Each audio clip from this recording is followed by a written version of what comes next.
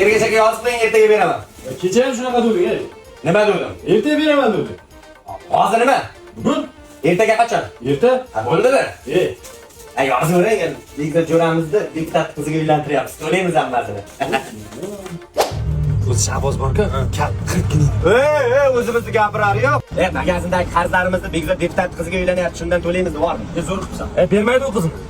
Beradi, ertaga beraman-da, beradi. Ergashakka faqat shunday deb narsa olib chiqaman. Bermaydi.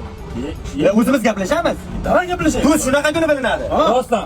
Seni shunaqa maqtaymiz, qizini berganini o'zi bilmay qoladi. O'ziga yangi ofis quryaptimi? Yangi qulayotgan uy shu. Uymi shu? Ha? Ni uya себе. Yana o'zi. Deputatdan qo'rqma, ishtima qilmaydi. Qaydan bilasan? Necha yildan beri bilash ishtima qilmaydi. Yur, ketdi. Assalomu alaykum, biratim.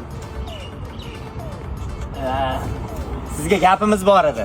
Menga usta kerak emas. Gapga ustachi. Qizingizni jo'ramiz Bekzodga so'rab keldik. U yaxshi bola. Shungami? Oddiygina. Baxt oddiyligida bilsiz.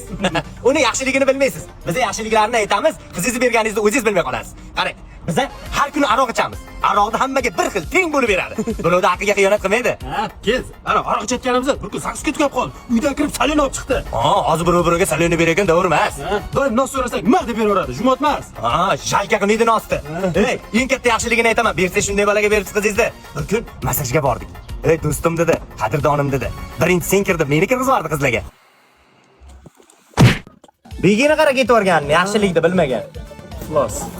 Tuflichasi ham qattiqqina ekan, lekin deputat. Originalmi deyman-da?